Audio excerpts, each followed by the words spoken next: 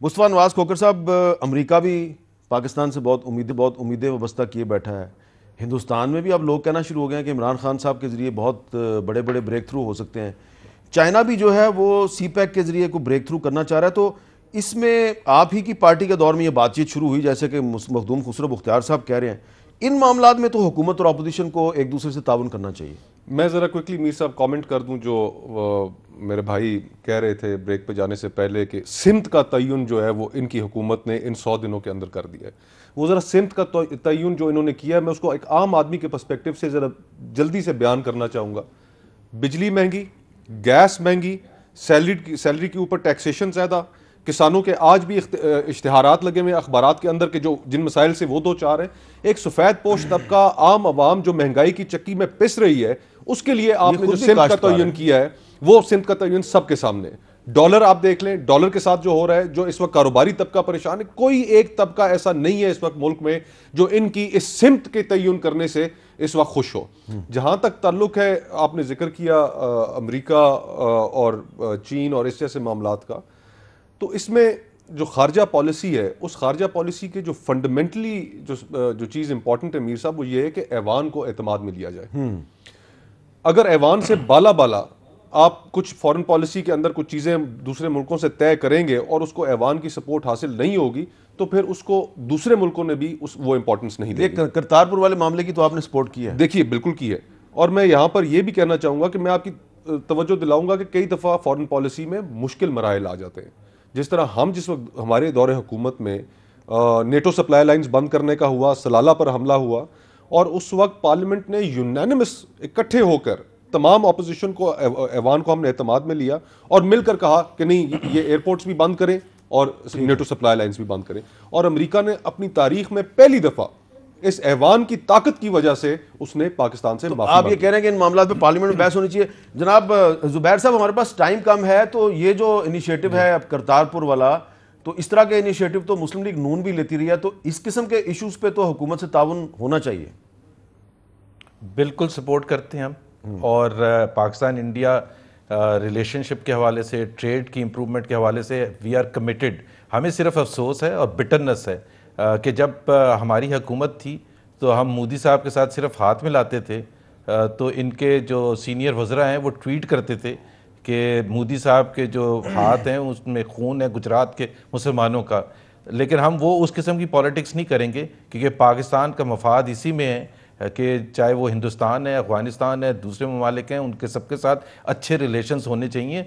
और इमरान खान को अगर अब समझ आ गई है कि जैसे फ्रांस और जर्मनी रह सकते हैं एक दोस्त बन के, और पहले लड़ते रहते थे, तो पाकिस्तान और हिंदुस्तान को भी ऐसे, ये तो नेशनल नैरेटिव होना चाहिए और तमाम पॉलिटिकल पार्टीज़ को सपोर्ट करना चाहिए। इसमें पाकिस्तान का फ्यूचर इसी से आई थिंक आगे जा सकेगा। हमें ऑब्सेशन नहीं होना चाहिए ठीक है जी मोदी साहब हैं, अगले साल कौन होगा कौन नहीं होगा हमें क्या पता। अच्छा, अब इसमें मखदूम खुसरो मुख्तार साहब, आखिर में ये बताइए कि एक तरफ तो पीपल्स पार्टी और Muslim League Noon in foreign policy issues पे आपके साथ मुत्तफिक नज़र आ रही है, लेकिन कौमी असम्बली में और सेनेट में ये हमें इत्तेफाक राय नज़र नहीं आता। इसकी क्या वजह है? वहाँ पे तो बहुत लड़ाई होती है आपस में।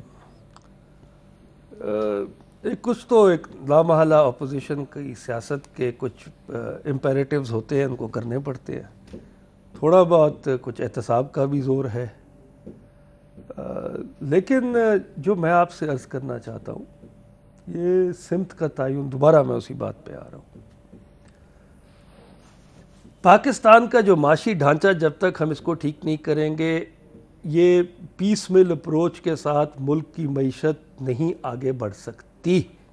नहीं, आज मेरी के साथ ढांचा कैसे ठीक होगा जब प्राइम मिनिस्टर कहते हैं कि टीवी से मुझे पता चला कि डॉलर जो है वो 10 रुपए बढ़ गया। और बात है, मैं आपको, और फाइनेंस मिनिस्टर कहते हैं कि मैं बता चुका था। हाँ, ये भी बड़ा इंपॉर्टेंट है, ये बड़ा इंपॉर्टेंट है। मेरी अर्ज सुन लीजिए जी।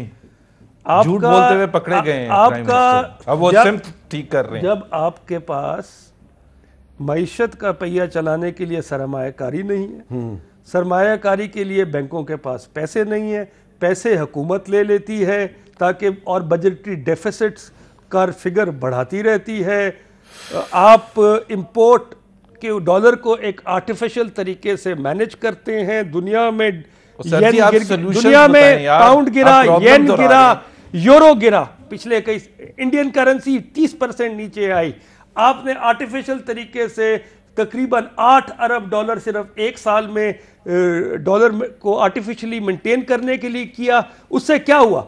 आपकी एक्सपोर्ट्स जिसने हमें डॉलर कमा के देने हैं, लेकिन कल वो कम हो गई। कल प्राइम मिनिस्टर इमरान खान को क्रिटिसाइज कर रहे थे ना, और दुनिया आप तो डॉलर को जो ऊपर ले जाया जा रहा है और रुपये को डीवैल्यू किया जा रहा है, आप और असद उमर उसको सपोर्ट कर रहे हैं। नहीं, मेरी प्राइम मिनिस्टर support कर रहे हैं। नहीं, आप और support उन्होंने कर कहा रहे हैं। स्टेट बैंक ऑटोनोमस बॉडी है, वो चाहे वो करे। अच्छा, अब क्या कह रहे हैं? मेरी अर्ज सुनो, जरा क्लैरिफाई कर देखिए दो मेरी इसको। अर्ज सुनो, हाँ। बड़ी वाजे। देखिए, आर्टिफिशियली एक स्पेक्युलेटिव मार्केट है। जैसे अगर और एवेन्यू सरमायाकारी के ना हो, हाँ। तो डॉलर के अंदर सरमायाकारी हो जाती है, स्पेक्युलेटिव।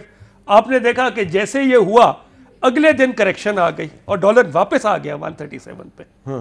एक ही दिन के अंदर 24 घंटे के अंदर ये वापस उसी का तो यानी कि 12 रुपए से वो 8 रुपए पे आया। और फिर देखिए, नहीं देखिए, 11 रुपए मीर साहब ऊपर गया, 9 रुपए नीचे आया, 1 घंटे के इन्फ्लेशन अंदर। की फिगर्स देखिए। आपको जो जरूरत इस वक्त है, हमें है जरूरत फॉरेन रिजर्व्स चलें। के एक लेवल मेंटेन वो करने चाइना से की। कुछ आ रहा है कि नहीं आ रहा? चाइना से हमारा जो फ्यूचर सीपैक का जो डायरेक्शन है वो ये है कि इसकी बुनियाद को हमने वुसअत देनी है। ठीक है। इसी चाइना के विजिट में हमने एग्रीकल्चर फ्रेमवर्क एग्रीमेंट किया। ज़राअत के शोबे के अंदर जब तक ये एक नई जिद्दत नहीं मुर्गियां, आएगी, अंडे, साथ ही हमने माशी और समाजी तरक्की के लिए एक नया वर्किंग ग्रुप बनाया। ठीक है। तीसरा, हम इंडस्ट्रियल फ्रेमवर्क एग्रीमेंट करने जा रहे हैं। चाइना की इस वक्त 4 ट्रिलियन की मईशत है, तकरीबन 1.8 ट्रिलियन इंपोर्ट करते हैं वो। चले दुनिया में उनकी इंडस्ट्री रिलोकेट हो रही है। पिछले 5 साल में कितनी इंडस्ट्री पिछली गवर्नमेंट की सीपैक पॉलिसी के तहत हमारे पर्सपेक्टिव से देख लें, 10 रुपए की रोटी 15 रुपए का नान बनेगा नया पाकिस्तान। उस आम आदमी को भी फिगर इन करें, उस आम आदमी को बिल्कुल भी आप डिस्काउंट ना कर दें। आप ये बता दें कि 100 दिनों में उसको कितना रिलीफ दिया है और आगे चलकर आम आदमी को कितना रिलीफ दिया है।